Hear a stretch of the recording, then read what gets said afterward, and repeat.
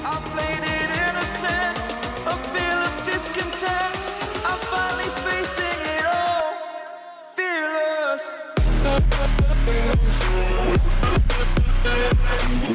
तो हे भाई लोग, क्या हालचाल। Welcome back to the Pokelite Hindi. तो दोस्तों, पोकेमॉन जर्नीज़ के एपिसोड नंबर 117 तो आपने देखा ही होगा। और जैसे कि मैंने पिछले वीडियो में कहा था कि ऐश के सारे ओपोनेंट्स को एक एक करके दिखाए जाएंगे, और ये बात सच में हो रही है। एपिसोड में हमें ऐश के कुछ ओपोनेंट्स और कुछ दोस्तों को दिखाया गया है। तो दोस्तों, ये बात सच होने की इसी बात पर आप हमारे चैनल को सब्सक्राइब कर दीजिएगा। तो चलिए दोस्तों, एपिसोड के बारे में बात करते हैं और देखते हैं कि हमें एपिसोड में किस किस को देखने मिला। तो दोस्तों, एपिसोड शुरू होते ही हमें आयरिस और सिंथिया का बैटल दिखता है। आयरिस चुनती है एक्साड्रिल को और सिंथिया चुनती है गैस्ट्रोडॉन को। तो दोस्तों, आयरिस के एक्साड्रिल को हम बहुत सालों बाद देख रहे हैं। यहाँ तक कि आयरिस जब पहले भी आ चुकी है पोकेमॉन जर्नीज़ में, उस एपिसोड में भी हमें एक्साड्रिल को नहीं दिखाया था। तो शायद आज भी आयरिस एक्साड्रिल को कम इस्तेमाल करती होगी, क्योंकि आप सब लोग को तो याद ही होगा कि आयरिस यूनिवा में एक्साड्रिल को ज़्यादा इस्तेमाल नहीं करती थी, क्योंकि एक्साड्रिल बैटल में आयरिस की बात नहीं मानता था और बैटल बीच में ही छोड़ देता था। पर इतने सालों के बाद वापस आकर जैसे उसने बैटल की, वो काफ़ी ज़बरदस्त थी। और हमें एक्साड्रिल की असली ताकत भी देखने मिली, जो हमें यूनिवा में नहीं देखी थी। और हमें एक्साड्रिल के कुछ मूव सेट भी देखने मिले जो काफ़ी ताकतवर थे। फिर आगे हमें कुछ सीन दिखाया जाता है। मैं आप सबको पहले ही बता दूं कि आयरिस सिंथिया से पहले भी बैटल कर चुके हैं यूनिवा रीजन में, जिसमें आयरिस हार गई थी। और ये यही सीन है जो हमें एपिसोड में दोबारा से दिखाया गया है। फिर हमें यूनिवा मास्टर के ड्रैगन मास्टर को भी दिखाया जाता है, और उसके बाद हमें इन सबको दिखाया जाता है। आपको ये लड़की तो याद ही होगी, जब यूनिवा रीजन में ऐश ट्रैवल कर रहा होता है, ये ऐश को बार बार टक्कर देकर कहीं ना कहीं गिरा देती थी। और उसी के साइड में हमें वो भी दिखती है जो आयरिस को बार बार तंग किया करती थी। फिर हम उसके साइड में देखते हैं स्टेफन को। आपको ये लड़का तो याद ही होगा, इसने भी ऐश के साथ यूनिवा लीग चैम्पियनशिप में बैटल की थी, जो बैटल काफ़ी अच्छी थी। फिर हमें स्टेफन के साइड में ट्रिप को भी देखने मिला। अगर आपको याद है तो ट्रिप ऐश का यूनिवा रीजन का राइवल था, और ट्रिप ने भी ऐश के साथ यूनिवा लीग चैम्पियनशिप में कैमेरॉन से पहले बैटल की थी। फिर हमें लास्ट में यूनिवा रीजन के चैम्पियन को भी देखने मिला। फिर हमें सिंथिया के साइड से इन दोनों को दिखाते हैं, जिनमें एक सीनो रीजन का जिम लीडर है और एक एलिट फोर का मेंबर है। उसके बाद हमें पॉल और पॉल के भाई को भी दिखाते हैं, जो मैच देख रहे होते हैं सिंथिया का। और मैंने ये पिछले वीडियो में कहा था कि ये दोनों आएंगे। फिर हम देखते हैं कि दोबारा से बैटल दिखाया जाता है, और अंत में सिंथिया का गैस्ट्रोडॉन हार जाता है।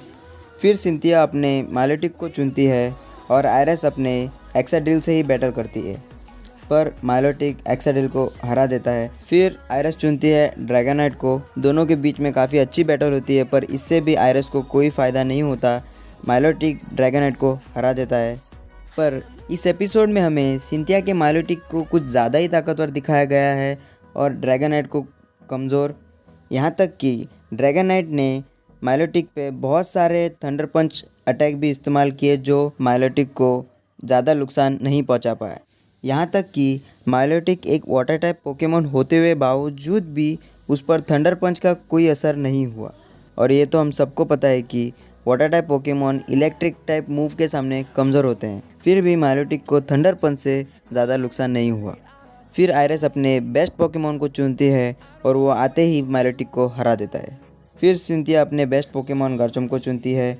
फिर उन दोनों के बीच में काफ़ी अच्छी बैटल होती है, जो काफ़ी देर तक चलती है। दोनों पोकेमॉनों में कोई भी हार मानने को रेडी नहीं था। फिर हमारे सिंथिया अपनी सीक्रेट वेपन को बाहर निकालती है। वो अपने गार्चम्प को मेगा इवॉल्व कर देती है, पर हमारे बेचारे आयरिस के पास ना ही मेगा इवोल्यूशन है, ना ही जी मूव है, और ना ही डायनोमैक्स। फिर भी आयरिस अपने पोकेमॉन को ड्रैगन मास्टर के ताकत से ताकत देती है। फिर दोनों अपने अपने फाइनल मूव इस्तेमाल करते हैं। फिर एंड में आयरिस हार जाती है, जो अच्छा नहीं हुआ, पर शायद ये होना ही था, क्योंकि जितना सिंथिया को बैटल के ऊपर एक्सपीरियंस है, उतना आयरिस को नहीं है। यहाँ तक कि सिंथिया अब तक एक भी मैच नहीं हारी, पर आयरिस हार चुकी है। तो शायद पोकेमॉन वाले उसे इतना जल्दी हराना नहीं चाहते हो, वो भी आयरिस के सामने। शायद वो सिंथिया के हार को एक यादगार पल देना चाहते हो जो पोकेमॉन फैंस को सालों साल याद रहे। जैसे कि ऐश वर्सेस पॉल की बैटल जिसमें पॉल हारा था, पर हमें बैटल आज भी याद है। जैसे कि ऐश वर्सेस अलाइन के बीच में बैटल हुआ था जिसमें ऐश हारा था, पर हमें बैटल आज भी याद है। जो शायद पोकेमॉन कंपनी वाले इसी मोमेंट का इंतज़ार कर रहे हैं और ये होना भी चाहिए, क्योंकि सिंथिया अब तक नहीं हारी तो उसके हार को एक अच्छे तरह से दिखाना बनता है।